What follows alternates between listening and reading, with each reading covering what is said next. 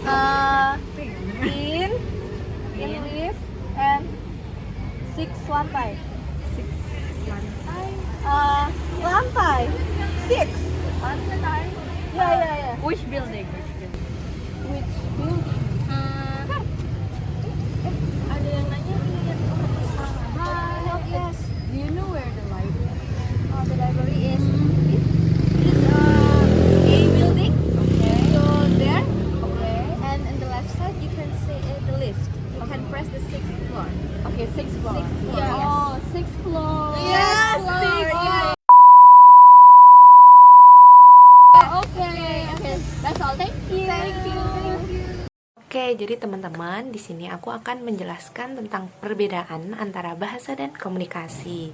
Nah, untuk komunikasi sendiri merupakan sistem komunikasi yang bergantung pada kode verbal atau nonverbal seperti tanda, kata, dan simbol untuk mentransfer informasi. Selanjutnya, komunikasi sendiri merupakan proses pertukaran pesan atau informasi antara dua orang atau lebih yang dapat menggunakan bahasa atau media lainnya. Nah, terus selanjutnya, bahasa itu apa sih? Nah, bahasa itu digunakan sebagai alat untuk berkomunikasi. Sedangkan komunikasi itu digunakan sebagai proses menyampaikan pesan atau informasi. Nah, fokusnya sendiri itu beda-beda. Nah, untuk bahasa sendiri itu lebih menekankan pada penggunaan tanda, kata, dan simbol. Nah, komunikasi sendiri berfokus pada penyampaian dan pemahaman pesan. Nah, untuk bahasa sendiri teman-teman, ini tuh terjadi melalui saluran pendengaran atau auditory channels seperti berbicara atau mendengar. Nah, untuk komunikasi sendiri ini beda lagi. Komunikasi ini dapat melibatkan semua saluran sensorik termasuk visual, pendengaran, sentuhan, dan lain-lainnya. Untuk perubahan sendiri ini bahasa itu dapat berubah karena sifatnya dinamis yang terus berkembang seiring berjalannya waktu. Nah, untuk komunikasi sendiri ini cenderung statis dalam maknanya sebagai proses. Kan tadi aku sudah menjelaskan nih panjang lebar. Nah, ini singkatnya ini bahasa adalah alat yang digunakan dalam komunikasi, sedangkan komunikasi adalah proses yang lebih luas dan dapat melibatkan berbagai media selain bahasa. Nggak tahu.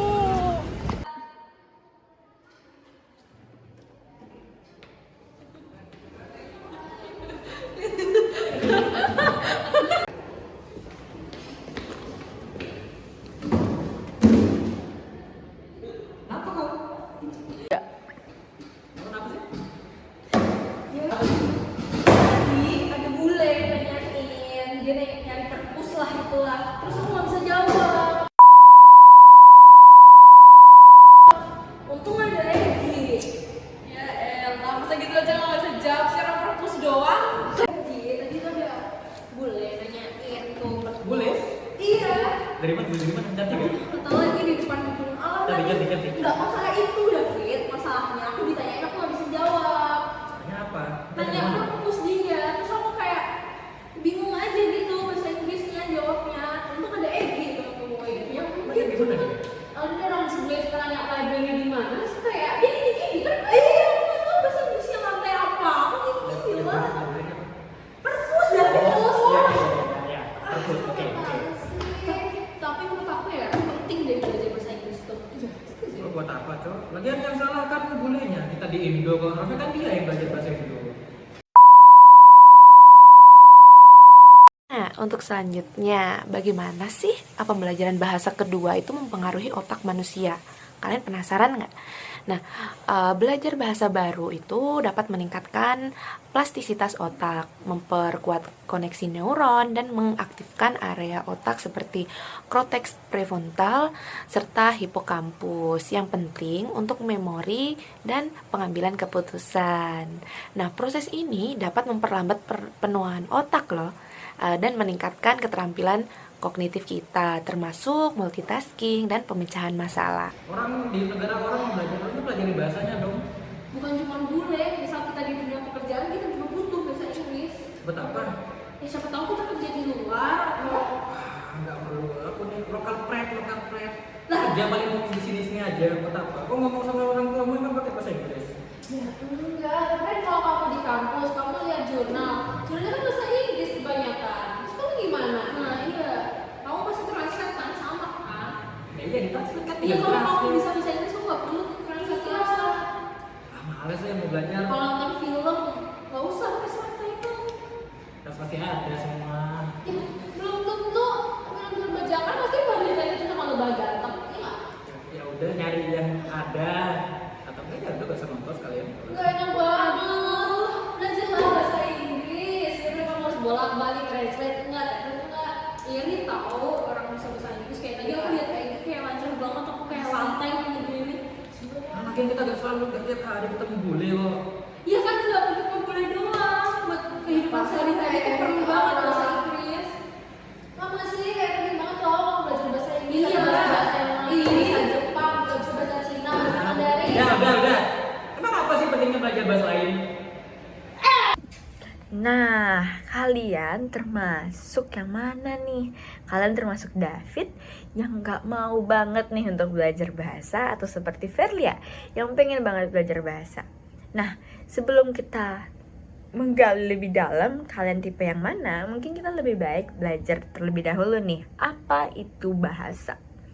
So, yes, benar sekali. Bahasa is a communication system that involves using words to transmit information from one individual to another. Jadi ya, sistem komunikasi yang menggunakan menggunakan kata-kata untuk menyampaikan informasi kepada individu lainnya. Nah, mungkin itu udah self-explanatory, tapi mungkin let me explain furthermore gitu ya. Bahasa adalah sebuah lisan konvensional, isyarat atau tulisan yang digunakan manusia sebagai anggota kelompok sosial dan partisipan dalam budayanya. Dan untuk apa sih bahasa ini? Yaitu untuk mengekspresikan diri mereka sendiri. So, seperti teman-teman mengetahui gitu ya, bahasa itu sangat banyak banget variannya. Kalau teman-teman ke Inggris, of course pakai bahasa Inggris. Kalau teman-teman ke Belanda misalnya atau ke New Zealand, itu udah bahasanya udah berbeda lagi. Gak usah yang jauh-jauh deh. Kalau teman-teman nih misalnya ke Pulau Sumatera, itu bahasanya itu udah beda sendiri. Meskipun pakai bahasa Indonesia, main language-nya adalah Indonesia, tapi ada bahasa tradisionalnya juga teman-teman. Seperti itu. So, language is a very variance system communication. Seperti itu teman-teman. Nah, tapi teman-teman penasaran gak sih? Kenapa sih kita harus bilingual atau multilingual?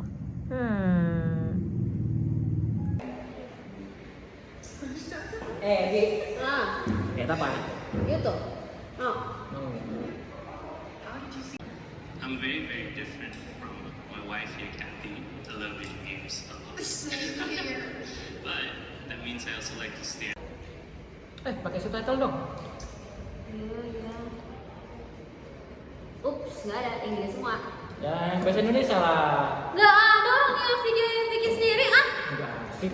Tuh kan.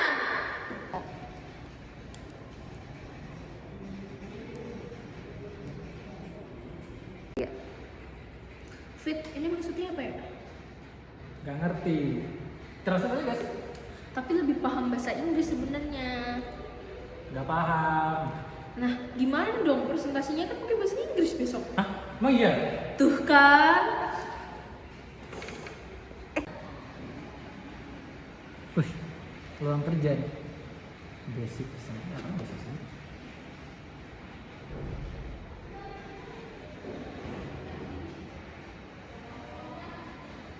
Ya.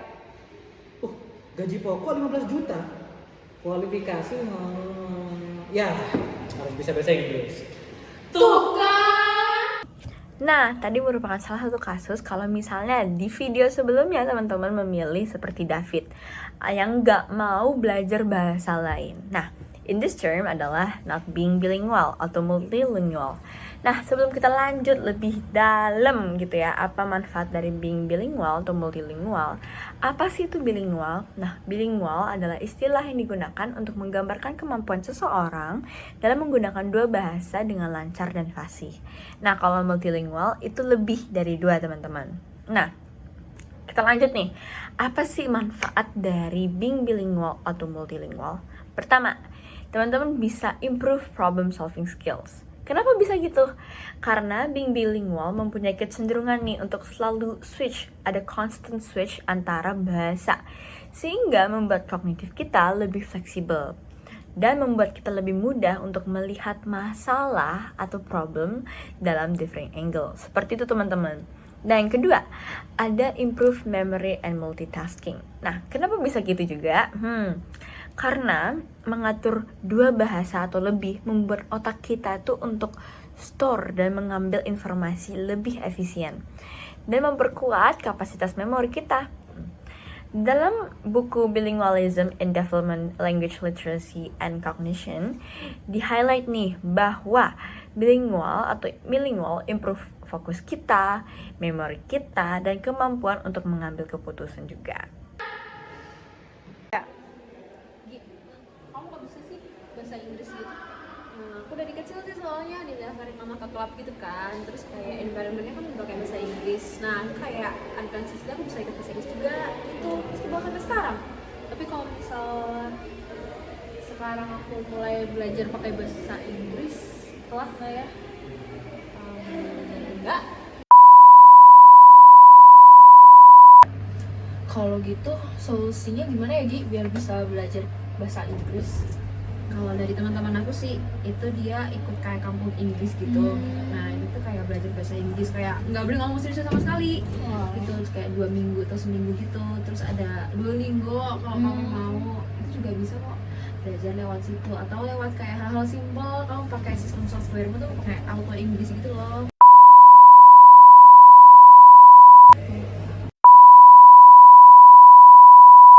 Nah, selanjutnya, mempelajari bahasa yang baru itu bisa dilakukan dengan lebih mudah dan efektif itu jika pendekatan yang dilakukan itu tepat. Nah, ini aku akan menjelaskan poin-poin utama yang dapat digunakan untuk pelajari bahasa baru yang lebih mudah dan efektif. Untuk yang pertama sendiri, ini kita harus memiliki mindset yang positif, yaitu menghilangkan anggapan bahwa belajar bahasa itu sulit adalah langkah awal yang penting. Nah, fokus pada progres kecil setiap hari membantu menjaga motivasi. Terus yang kedua, melakukan pendekatan praktis, yaitu mulailah dengan kosakata yang paling sering digunakan dalam bahasa tersebut. Menggunakan frasa sederhana dalam percakapan sehari-hari untuk meningkatkan kepercayaan diri. Nah, untuk selanjutnya yaitu adalah imersi dalam bahasa, yaitu mendengar, membaca, dan berbicara dalam bahasa target sesering mungkin agar mempercepat pemahaman. Menonton video, mendengarkan lagu, atau berbicara dengan penutur asli adalah cara yang efektif. Nah, untuk selanjutnya, jangan takut salah teman-teman, karena kesalahan adalah bagian dari proses. Kesalahan itu tidak seharusnya menjadi penghalang, melainkan bagian alami dari pembelajaran kita. Nah, terus kalian tidak apa-apa berbicara meskipun dengan tata bahasa yang belum sempurna. Hal tersebut dapat membantu melatih kelancaran kita untuk berbahasa. Oke, nah selanjutnya ini yang terakhir nih, yaitu konsistensi. Karena kalau kita nggak konsisten itu nggak akan berhasil teman-teman.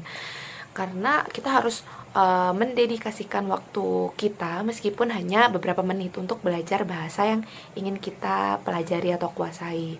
Nah, konsisten itu lebih penting daripada intensitas yang jangka pendek. Jadi, kalau kita mau mempelajari bahasa yang sungguh-sungguh, kita harus konsisten.